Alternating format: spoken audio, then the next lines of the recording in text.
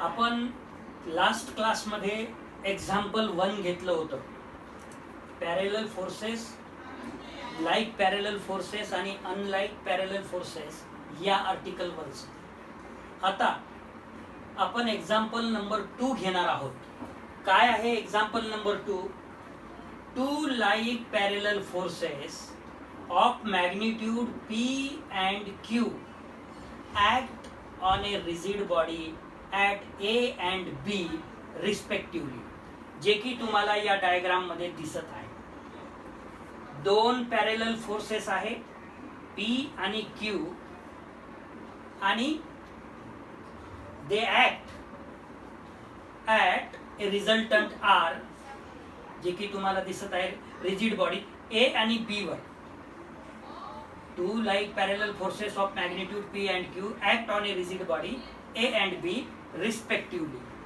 Okay. आणि त्याचा जो रिझल्टंट आहे R, म्हणजे हेही माहित आहे आपल्याला resultant of 2 forces is there addition P plus Q. आता आपल्याला शो काय करायचं आहे? Show that if they interchange position, the point of application of the resultant is displaced through a distance P minus Q upon P plus Q into AB along AB. म्हणजे आपण सुरुवातीला काय करू की हा जर आपण फोर्स P घेतलेला आहे आणि हा जर फोर्स Q घेतलेला आहे तर त्याचं कॅल्क्युलेशन काय येते ते बघू आणि मग हा Q फोर्स इंटरचेंज इथे करू P च्या जागेवर आणि P फोर्स इंटरचेंज करू Q च्या जागेवर. त्यावेळेसचं इक्वेशन काय येते आणि त्या दोन्ही इक्वेशन कडे बघितल्यानंतर आपल्याला जो रिझल्ट प्रूव्ह करायचा आहे P minus Q upon P plus Q into AB सहज मिळून जाईल. तर बघू बघ सोल्युशन. या डायग्राम मध्ये हा जो P फोर्स दर्शवलेला आहे, हा Q दर्शवलेला आहे, हे रिजिड बॉडी AB च्या जागी दाखवलेला आहे इथे. आणि हा जो C आहे तो काय आहे तर तो resultant force R which is equal to P plus Q आहे. मग let C be a point where the resultant force R acts. Then CA divided by CB which is equal to Q upon P, जे की आपण like parallel forces मध्ये already prove केलेला आहे. मग याच्यावरून CA अपॉन Q बरोबर CB upon P. आता तुम्हाला 2 रेशो जर इक्वल आहे हे माहित आहे तर या 2 रेशोच्या वरून आपल्याला न्यूमरेटरची सेपरेट जर ॲडिशन केली, डिनॉमिनेटरची सेपरेट ॲडिशन केली तर तिसरा रेशो मिळू शकतो, जो की इथे मिळालेला आहे CA plus CB divided by P plus Q.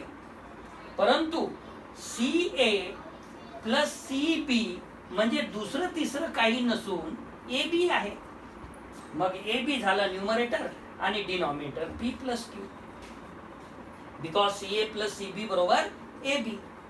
आता CA अपॉन Q बरोबर CB अपॉन P बरोबर AB upon P plus Q. याच्यावरून आपण पहिले 2 रेशो बी घेऊ शकतो, दुसरे 2 रेशो बी घेऊ शकतो आणि पहिला आणि तिसरा रेशो बी घेऊ शकतो. पण आपल्याला इथं गरज आहे पहिला आणि तिसरा रेशो घेण्याची. मग CA अपॉन Q बरोबर AB upon P plus Q. याला जर आपण इम्प्लाइज केलं तर CA ची किंमत आपल्याला मिळेल Q upon P plus Q into AB. याला इक्वेशन नंबर आपण 1 म्हणू. आणि आता फोर्स इंटरचेंज करून कॅल्क्युलेशन करू. इक्वेशन 1 पर्यंत आलो होतो आपण. CA बरोबर Q upon P plus Q into AB, equation number 1. आता आपल्याला फोर्स इंटरचेंज करायचा आहे.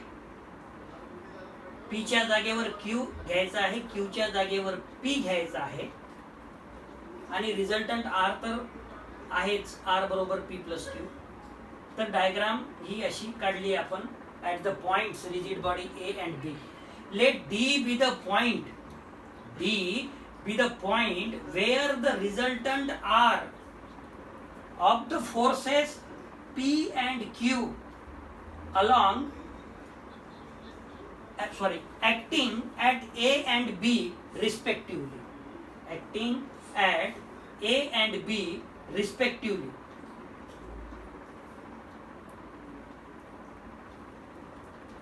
P and Q acting B and A respectively.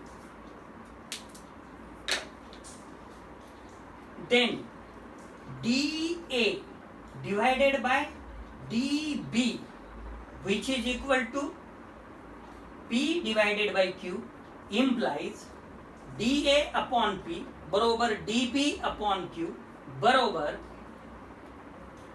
dA plus dB upon P plus Q.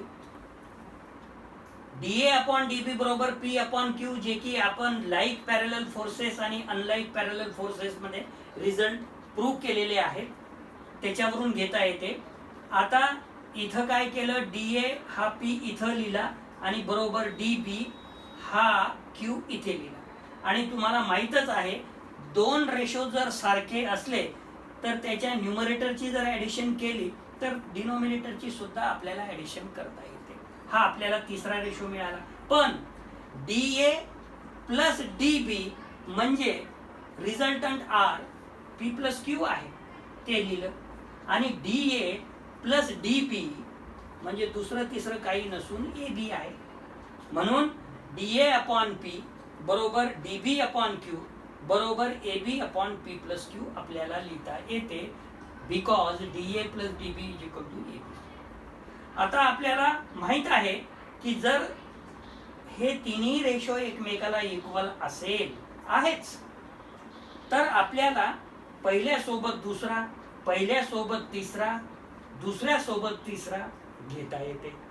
पण आपल्याला जे प्रूव्ह करायचं आहे त्याचा जर विचार केला तर आपल्याला पहिल्या सोबत तिसरा घ्यावं लागेल. म्हणून which gives dA upon P बरोबर AB upon P plus Q घेतलं. dA बरोबर P upon P plus Q into AB आपल्याला इक्वेशन नंबर 2 मिळालं. आता आपण इथे काय केलेलं आहे, when P and Q are interchanged, the point of application of the resultant is displaced through a distance. हा जो CD डिस्टन्स आहे याला आपल्याला लिहिता येते AD मायनस AC म्हणजे CD.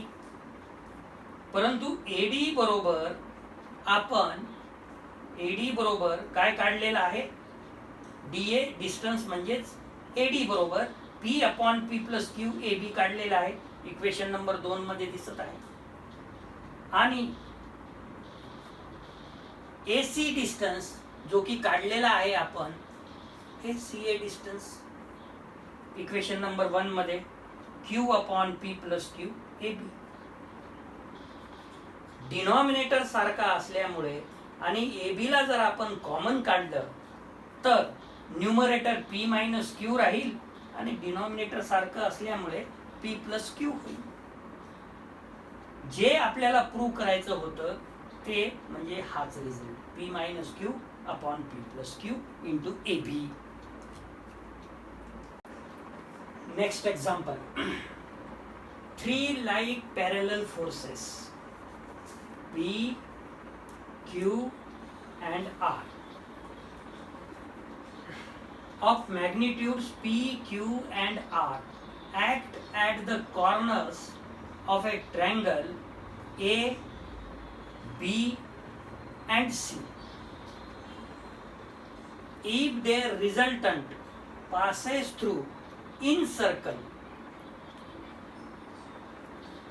of triangle ABC, then we have to prove that P upon A बरोबर Q upon B बरोबर R upon C. डायग्राम काढली आपण. 3 लाईक पॅरलल फोर्सेस ज्याची मॅग्निट्यूड आहे PQR आणि at the corners of a triangle ABC. Solution.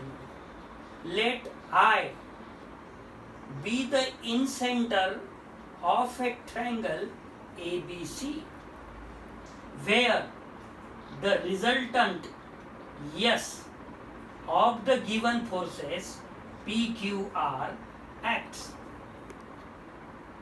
Since the force S passes through I and the force P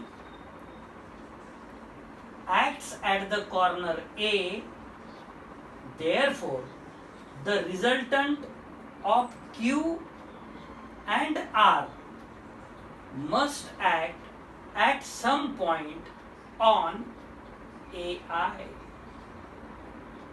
produced.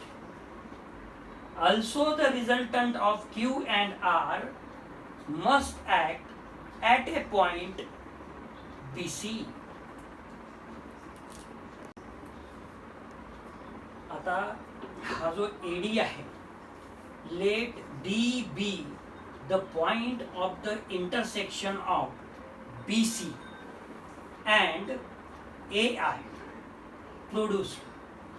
Therefore, the resultant of Q and R must at D. Thus we have dB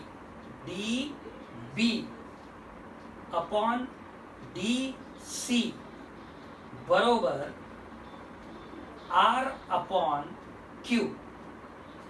याला equation number 1 म्हणा. In triangle ABC BC जो अंतर आहे तो A आहे, AC जो अंतर आहे तो B आहे आणि AB जो अंतर आहे ते C आहे. Since AD is the internal bisector of angle BAC or angle A, म्हणून DB upon DC बरोबर आपल्याला लिहिता येईल AB upon AC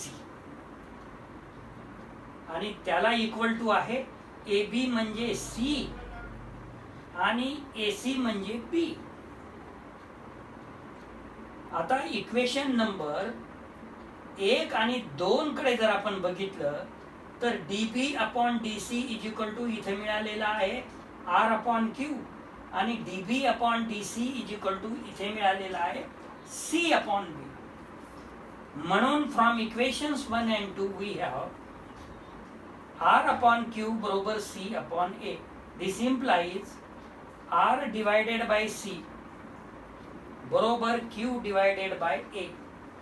याला इक्वेशन नंबर आपण 3 म्हणू आणि अशाच पद्धतीने जर आपण P आणि Q फोर्स बद्दल विचार केला तर त्याचा रिझल्ट येईल सिमिलरली P upon A बरोबर Q upon B.